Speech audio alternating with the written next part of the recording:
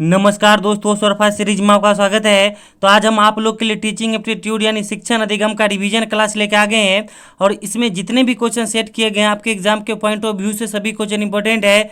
तो चलिए इस क्लास की शुरुआत करने से पहले बता दें, जो लोग अभी हमारे चैनल पर नए हैं आप हमारे चैनल को सब्सक्राइब कर लीजिए और घंटी के बटन को दबा दीजिए। तो चलिए इस क्लास की शुरुआत करते हैं।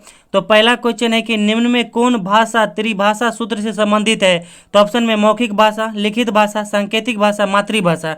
तो देखिए इसमें से जो है त्रिभाषा सूत्र से कौन संबंधित है, तो मातृभाषा है। क्योंकि नई शिक्षा नीति 2020 में जो है त्रिभाषा सूत्र में 3 भाषाओं को शामिल किया गया है, मातृभाषा, क्षेत्रीय भाषा और राष्ट्रभाषा। और इसमें कहा गया है कि प्राथमिक स्तर पर जो है मातृभाषा में शिक्षा दी जानी चाहिए। और आपको विद्यालय में बता दें कि 3 प्रकार से शिक्षा दिया जाता है। एक जो है मौखिक भाषा से, लिखित भाषा से और सांकेतिक भाषा से, ठीक ना। अब चलिए अगला क्वेश्चन देखते हैं। अगला क्वेश्चन है कि कोठारी आयोग की नियुक्ति कब हुआ था। तो ऑप्शन में 1937, 1952, 1964, 1988। तो देखिए कोठारी आयोग की नियुक्ति जो है 1964 में हुआ था। और इस आयोग के अध्यक्ष कौन थे, तो डॉक्टर दौलत राम कोठारी थे। अब सभी ऑप्शन को देखते हैं। तो देखिए 1937 में जो है वर्धा आयोग आया था, जो कि प्राथमिक शिक्षा या बुनियादी शिक्षा से संबंधित था। 1952 में जो है माध्यमिक शिक्षा आयोग का गठन हुआ। और 1988 में जो है राष्ट्रीय साक्षरता मिशन की शुरुआत हुई। और इसमें जो है प्रौढ़ शिक्षा या प्रौढ़ साक्षरता पर बल दिया गया था। अब चलिए अगला क्वेश्चन देखते हैं। अगला क्वेश्चन है कि माध्यमिक स्तर पर शिक्षा किस भाषा में देनी चाहिए। तो ऑप्शन में मातृभाषा, क्षेत्रीय भाषा, राष्ट्रभाषा, अंग्रेजी में। तो देखिए माध्यमिक स्तर पर जो है शिक्षा किस भाषा में देनी चाहिए, तो क्षेत्रीय भाषा में देनी चाहिए। अब सभी ऑप्शन को देखते हैं। तो देखिए मातृभाषा में जो है प्राथमिक स्तर पर शिक्षा देनी चाहिए, क्योंकि कहा गया है सभी एजुकेशन पॉलिसी, चाहे वो आपको कोठारी आयोग हो या फिर माध्यमिक आयोग हो या फिर न्यू एजुकेशन पॉलिसी सभी हो, चाहे 1968 वाला हो, 86 वाला हो या आपको 2020 वाला हो, ठीक है। इन सभी में कहा गया है कि प्राथमिक स्तर पर जो है मातृभाषा में शिक्षा दी जानी चाहिए।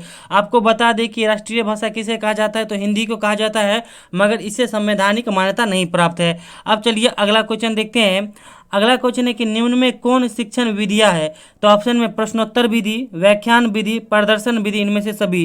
तो देखिए इनमें से जो है सभी हो जाएगा आपको शिक्षण विधियां, क्योंकि प्रश्नोत्तर विधि से भी कक्षा में बालों को पढ़ाया जाता है या बालिका को पढ़ाया जाता है, कोई प्रश्न पूछा जाता है, व्याख्या करके भी पढ़ाया जाता है कक्षा में। और जो है श्याम पट पर कुछ प्रदर्शन करके, या मान लीजिए कैलेंडर है, चार्ट है, उसको प्रदर्शन विधि द्वारा भी जो है कक्षा में शिक्षण दिया जाता है। अब चलिए अगला क्वेश्चन देखते हैं। अगला क्वेश्चन है कि विद्यालय में शिक्षक कैसा होना चाहिए। तो ऑप्शन में प्रशिक्षित, अप्रशिक्षित, कुछ डिग्रीधारी, इनमें से कोई नहीं। तो देखिए विद्यालय में शिक्षक कैसा होना चाहिए, तो प्रशिक्षित यानी ट्रेन टीचर होना चाहिए।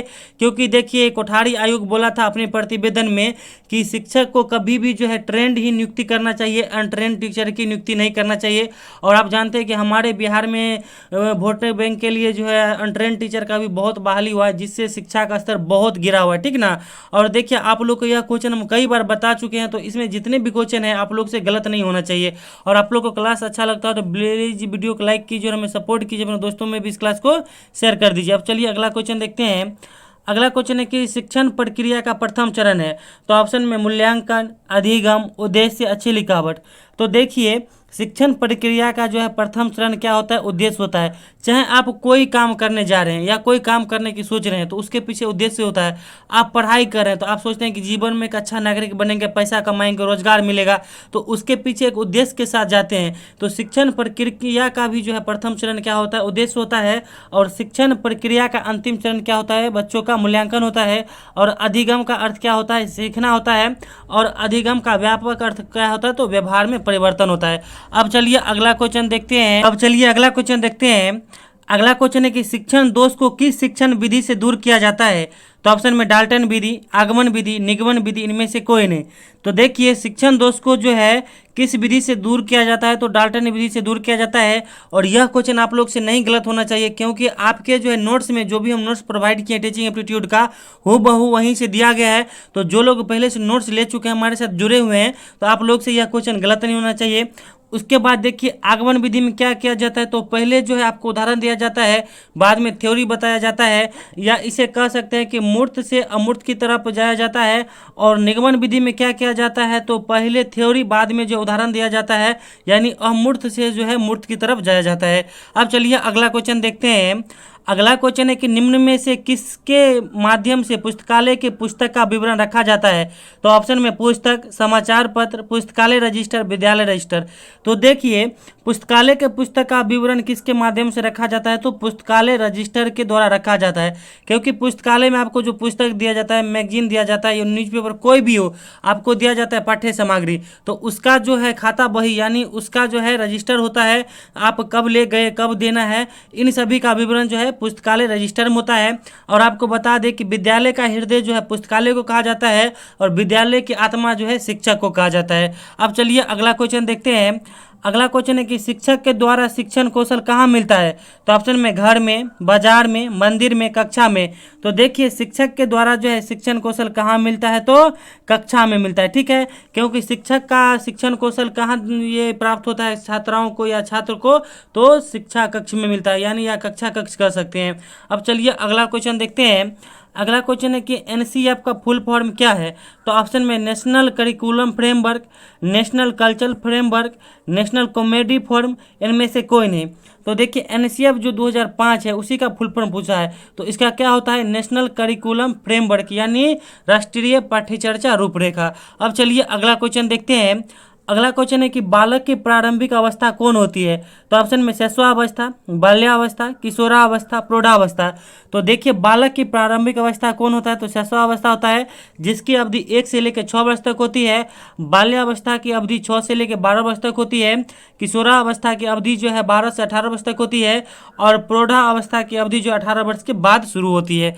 अब चलिए अगला क्वेश्चन देखते हैं। अगला क्वेश्चन है कि किंडरगार्टन विधि किससे संबंधित है। तो ऑप्शन में प्राथमिक शिक्षा, माध्यमिक शिक्षा, उच्च शिक्षा, इनमें से कोई नहीं।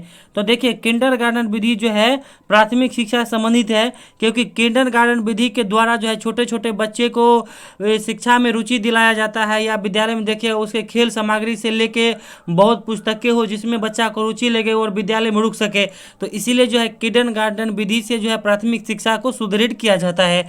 अब चलिए अगला क्वेश्चन देखते हैं। अगला क्वेश्चन है कि दूर दराज के छात्रों के लिए विद्यालय में क्या होना चाहिए। तो ऑप्शन में पानी की व्यवस्था, छात्रावास, अच्छी सड़क, पुस्तक की व्यवस्था। तो देखिए दूर दराज के छात्रों के लिए विद्यालय में क्या होना चाहिए, तो छात्रावास होना चाहिए।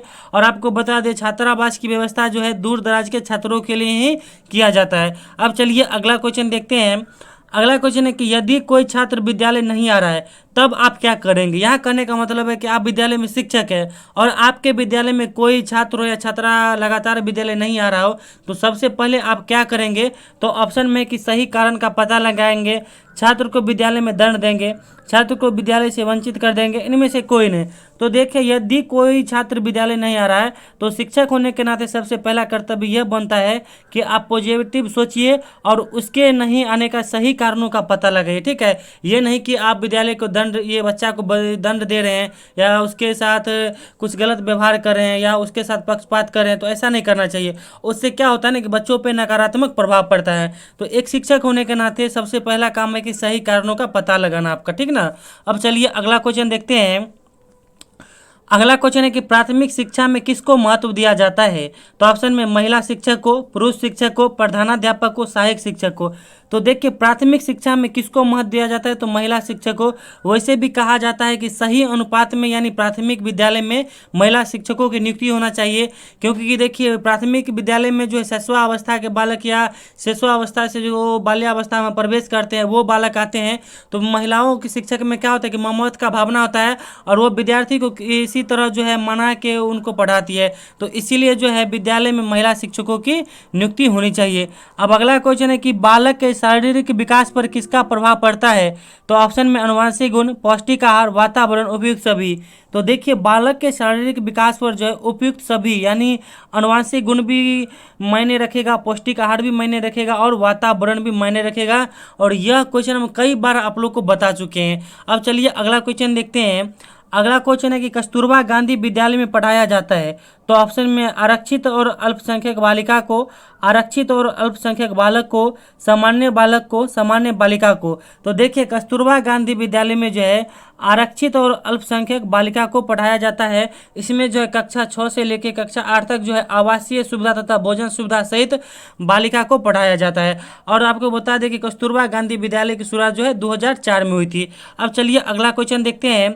अगला क्वेश्चन है कि विद्यालय में कौन मानवीय संसाधन है? तो ऑप्शन में विद्यालय भवन, श्याम पट, पुस्तकालय, शिक्षक। तो देखिए विद्यालय में कौन मानवीय संसाधन है, तो विद्यालय में जो है मानवीय संसाधन में से कौन हो जाएगा, तो शिक्षक हो जाएगा। आपको बता दें कि विद्यालय में मानवीय संसाधन यानी जितने भी जीवित प्राणी है, चाहे शिक्षक हो गया, छात्र छात्राएं हो गया, प्रिंसिपल है, सफाई कर्मचारी है, यह सभी विद्यालय में मानवीय संसाधन है।